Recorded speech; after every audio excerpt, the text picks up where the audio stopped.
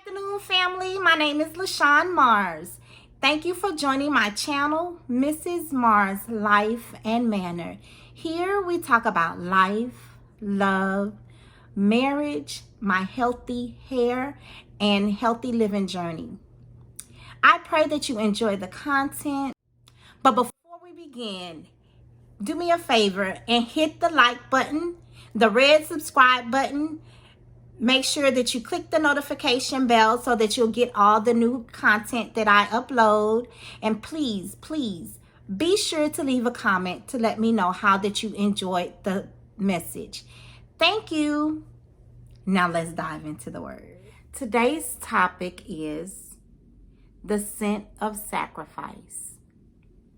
Follow God's example, therefore, as dearly loved children, and walk in the way of love, just as Christ loved us and give himself up for us as a fragrant offering and sacrifice to God. Ephesians 5:1-2. Love demands sacrifice, requiring us to love whether it's deserved or not. Thankfully, our God provided us with the ultimate example of love. He offered his one and only Son to die for us while we were still sinners.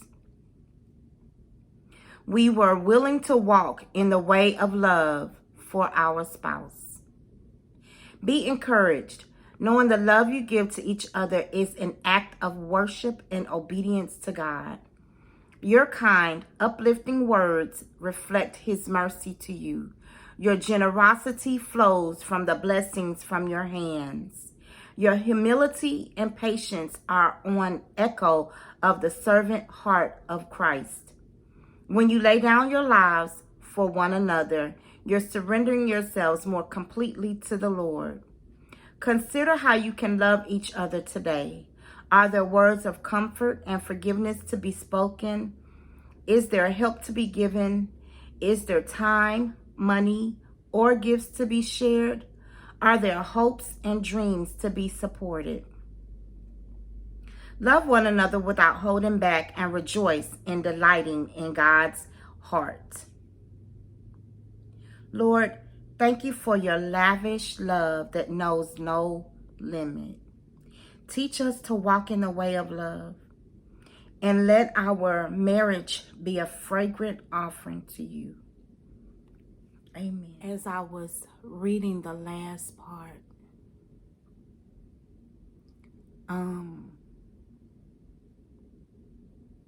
I think it's Travis Green that sings this song. Oh, the overflowing, never-ending, reckless love of God. Oh, God's love is reckless towards his people, towards his children. And his reckless love is an act of worship to us. And it will only be right to, in return, love him recklessly, without no bounds, without no limitations. Just learning how to love him overflowingly, endlessly, with the same capacity that he loves us. And in that, my heart just really has been tuned in to worship. It's an act of servitude, and we are called to be servants of God. And in that service, everything that we do is all encompassing in how we love God. And in loving God, it teaches us how to love one another. And in marriage, it's the same thing. It's a worship. It's an act of worship to be a servant one to another. Jesus has called us to be servants one to another. And it wouldn't even be right if we couldn't serve one another with an overflowing, never-ending, reckless, agape love from God. Walking in forgiveness.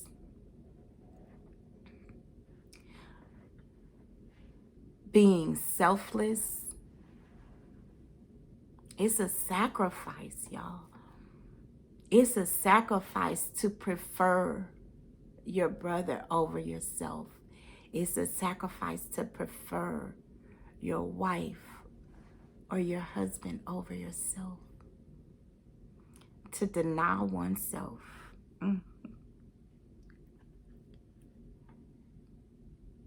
To deny oneself and allow God to bless you overflowingly with blessings, things that you don't even think that your heart is desiring.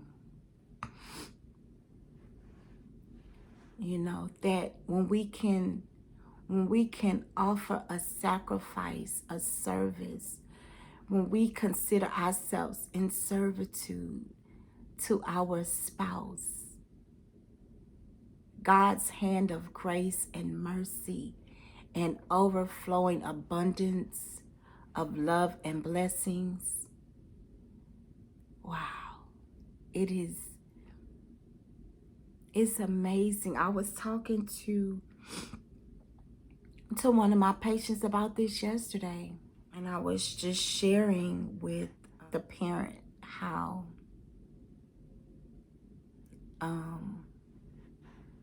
just some things that I had recently gone through, and I had been in prayer and, petitioning for God to do some things within our lives, as a married couple. And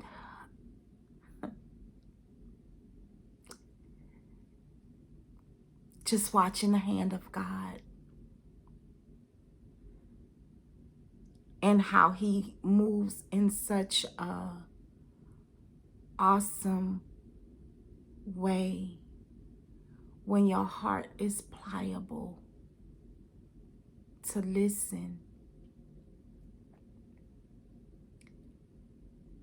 to the voice of encouragement, to listen to his voice in correction, to listen to his voice in love,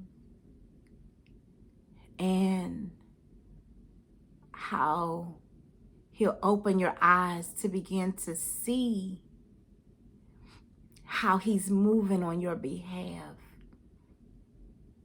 because of your obedience and because of your heart of servitude to him, which overflows to your servitude to his people. It's a beautiful thing. I never want to be in a place where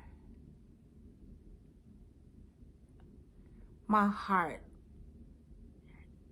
has hardened to being a servant to those I love. When you look at marriages, a lot of times, as time progresses, life becomes mundane, where you're doing the same thing over and over again and not changing. And one of the things that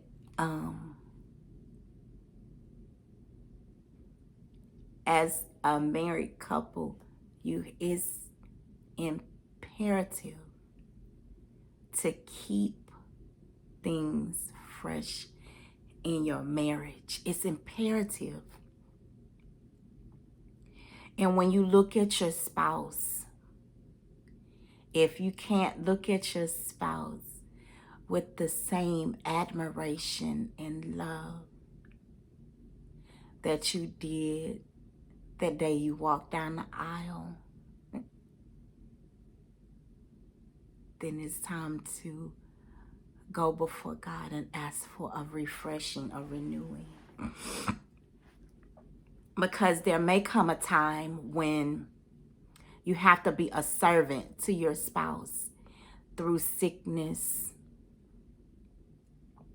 through health, and you don't want to do it with a grudgeful heart, and when it comes to a time when you actually have to be a servant and you regret it, you should be able to be at a place where 15, 20 years down the line, you still happy to bring them food in the bed, to rub their sore muscles, their legs, give them a rub. It's an act of servitude. It's an act of worship. Coming home and cooking for your spouse. Ouch and amen. We do go out to eat a lot. And then it's times when my husband say, okay, I'm tired of eating fast food. Ouch and amen.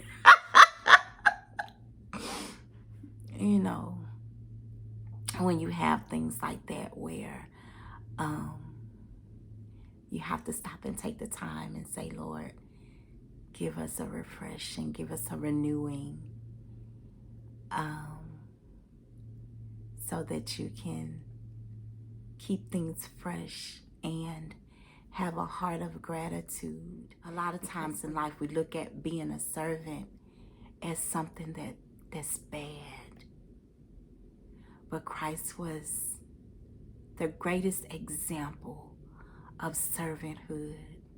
Even when he was his busiest, surrounded by people, he always took the time to be a servant to somebody. His love was endless. His love is endless.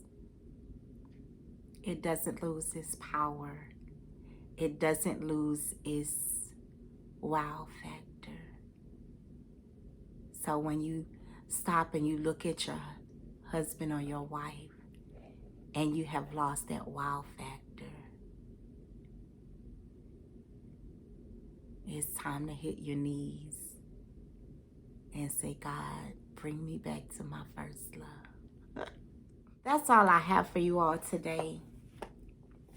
Just remember that being a husband and being a wife is about serving each other with your whole heart, as if you were serving Christ. And serving Christ never gets old. So I pray on today that your life be filled with an overabundance of love for your spouse, and that today that you will begin to see them through the eyes of Christ. You all have a blessed day today. Okay, so I walked outside today and it's kind of cool. Like, I'm not used to this. It's usually hot in Houston this time of weather, whether it's raining or not. Somewhere this little cool breeze has come through. I know that it's been raining a lot lately, and so the temperature has dropped. I'm kind of excited. I think we might have an early winter, y'all. We have maybe a sporadic 3 weeks, maybe a month or two of winter, sporadically.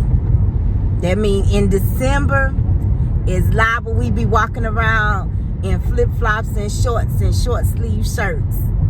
So maybe this year we'll get an extended winter. Yay!